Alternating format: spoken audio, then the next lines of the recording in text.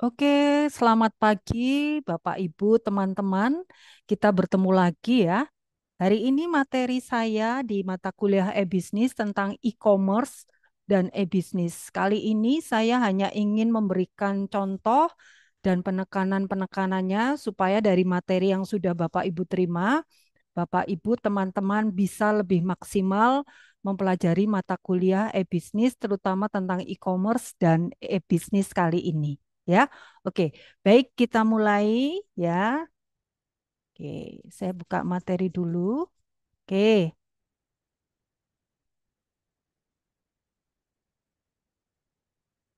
oke ya, materi kita tentang e-bisnis dan e-commerce. Jadi ada perbedaan yang signifikan ya, e-bisnis dan e-commerce. Jadi kalau e-bisnis itu ruang lingkupnya memang lebih luas, mencakup semua aktivitas bisnis yang menggunakan teknologi digital, termasuk di dalamnya bagian produksi, manajemen SDM, pemasaran, layanan pelanggan, supply chain, sampai keuangan. Ya, itu e-bisnis.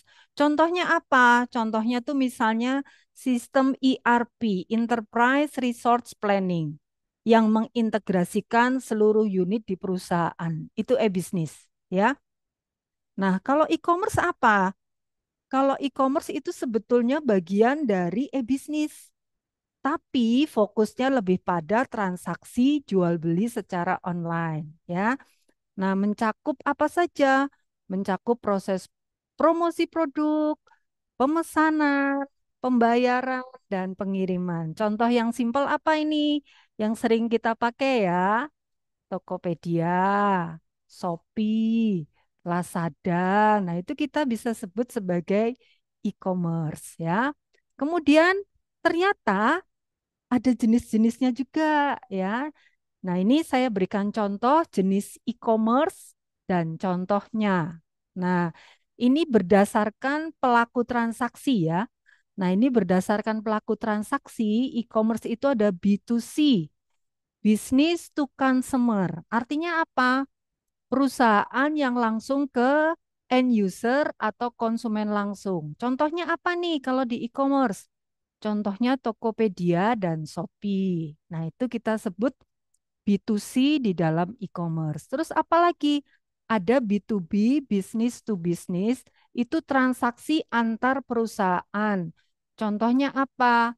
Ralalikom dan Mbis. Nah, contoh yang paling mudah ini loh Bapak Ibu. Misalnya ada toko roti dengan suppliernya toko tepung terigu. Nah, pabrik roti dengan tepung terigu yang selama ini aktivitinya menggunakan secara online. Ini kita bisa sebut sebagai B2B. Terus apa lagi? C2C, consumer to consumer. Jadi konsumen menjual ke konsumen lain. Contohnya OLX, Marketplace Tokopedia atau Bukalapak. Contoh sederhana nih, dulu waktu saya punya rumah di suatu kota ya, saya tugas di kota yang lain, kemudian rumah saya ada di pulau yang lain ya. Pada saat itu tuh saya sebut misalnya saya bertugas di kota N gitu ya. Nah, rumah saya ada di kota AB gitu ya. Nah, waktu itu karena saya akan hidup lama di kota N, rumah saya yang di kota AB mau saya jual gitu. Nah, kan saya posisinya jauh ya, tidak di kota AB. Kemudian saya menggunakan ini, menggunakan marketplace online OLX. Jadi kami bertemu, saya bertemu konsumen atau bertemu orang yang mau menjual, membeli rumah saya itu bertemunya di marketplace online gitu ya. Jadi ini kita bisa sebut C2C. Tidak hanya itu loh Bapak Ibu, saya juga punya contoh yang lain ya. Jadi saya punya baby walker, punya box, itu kan biasanya bisa dipakai cuma sampai anak usia 2,5 tahun ya. Nah itu saya bingung mau saya apakan itu ya.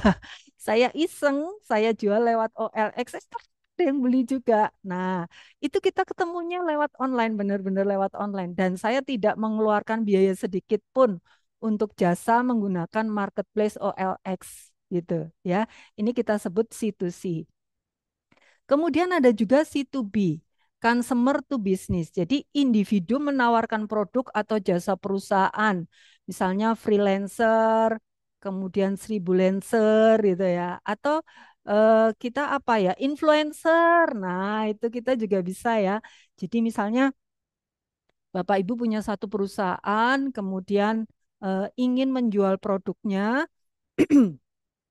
Nah, kemudian ada seseorang yang ingin menawarkan jasanya karena dia punya follower yang banyak untuk bisa membantu menjualkan produknya Bapak Ibu. Jadi individu menawarkan produk jasa ke perusahaan.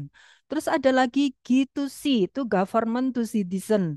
Ya, pemerintah menyediakan layanan digital. Nah, sekarang Samsat itu juga sudah bisa ya ngurus STNK, ngurus SIM itu bisa lewat online Samsat. Kemudian e-filing pajak. Nah, ini saya juga menggunakan juga. Nah, jadi Bapak Ibu bisa mencoba melihat contoh-contoh yang ada di lingkungan sekitar gitu. Kemudian sorry, nah ini yang e-commerce ya, sebentar. Ini contoh yang e-commerce. Oh, sorry. Itu tadi contoh yang e-commerce sudah, sekarang contoh yang e-bisnis. Nah, contoh yang e-bisnis ini lebih luas dari sekadar transaksi jual beli, Bapak Ibu. Jadi contohnya ini e-procurement. Jadi contohnya ini proses pengadaan barang atau jasa secara digital. Nah, ini contohnya apa? Contohnya LPSE, layanan pengadaan secara elektronik kita sebut sebagai e-bisnis. Kemudian ada apa lagi? Ada ICRM, Customer Relationship Management. Ya, bagaimana perusahaan mengelola hubungan dengan pelanggan yang berbasis teknologi. Jadi sekarang sudah mulai perusahaan membangun member atau komunitas ya melalui ECRM gitu. Jadi memantaunya lebih mudah, bahkan perusahaan tuh bisa mengamati perilaku dari calon konsumen atau konsumen yang sudah bergabung ya. Jadi ini ada mata kuliahnya lagi namanya consumer behavior. Bagaimana melihat perubahan perilaku konsumen. Nah, itu bisa diamati melalui ECRM namanya ya. Jadi contohnya apa nih? Contohnya ada di chatbox Tokopedia, kemudian loyalty program Grab. Nah, itu kita sebut sebagai e-business.